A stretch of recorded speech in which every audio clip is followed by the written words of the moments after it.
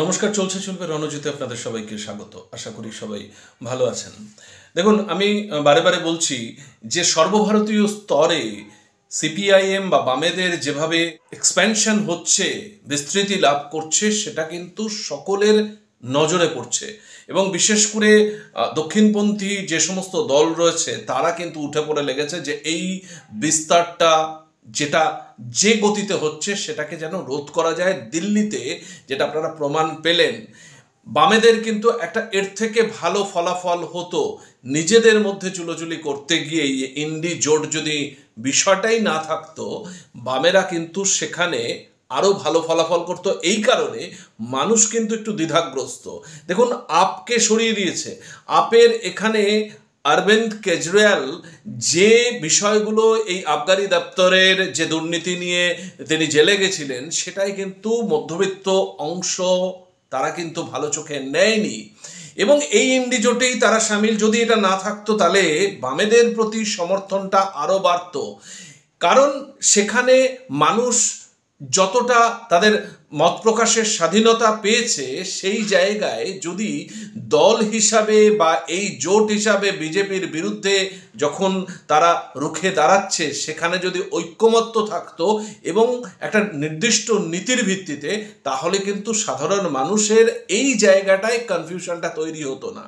কিন্তু আমি যে ছবি আপনাদের দেখাবো, সাউথে এমনি বামেদের একটা জমি আছে, কিন্তু আরও বাড়ছে, বিস্তৃতি লাভ করছে। আপনারা জানেন যে সাউথে তাদের সাংসদও রয়েছে।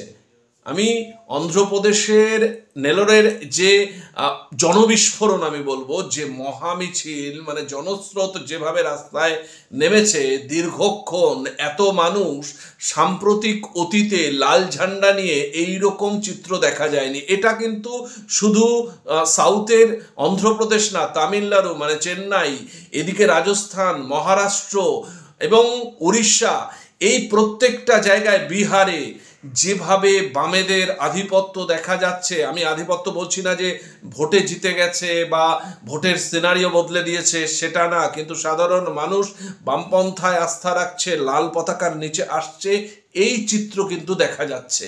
নির্বাচনে কি হবে, নির্বাচনে রক্তক্ষরণ অব্যাহত থাকবে কিনা সেটা পরে বলবে, কিন্তু 2024-এর নির্বাচন যত এগিয়ে আসছে, বামেদের এই সমস্ত চিত্র কিন্তু ভালো বিজ্ঞাপন দেবে বামেদের জন্য, যদি সেইভাবে তারা সদর্থক ওয়েতে যেভাবে পশ্চিমবঙ্গে তারা এগোচ্ছে, হয়তো মাত্রাটা আরেকটু, তাদের থার্ড ডিগ্রিটা আরেকটু বাড়াতে হবে।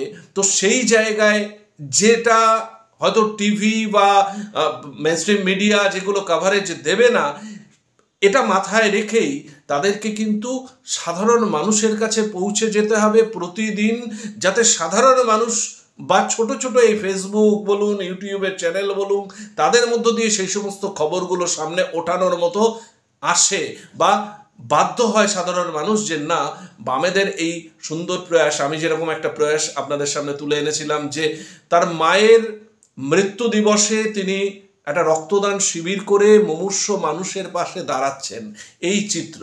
যাই হোক, আমি আর কথা বাড়াবো না, আপনাদের একটু ছবি দেখাই, তাহলে বুঝতে পারবেন যে সত্যি আমি সঠিক বলছি না কোনো সারবত্তা নেই। দেখুন, আমাদের এই সমস্ত দিকে নজর থাকবে, এইরকম প্রতিবেদন আপনাদের সামনে আরও তুলে আনবো। আপনাদের চোখ থাকুক চলছে চলবে রণজিতের উপর। ধন্যবাদ।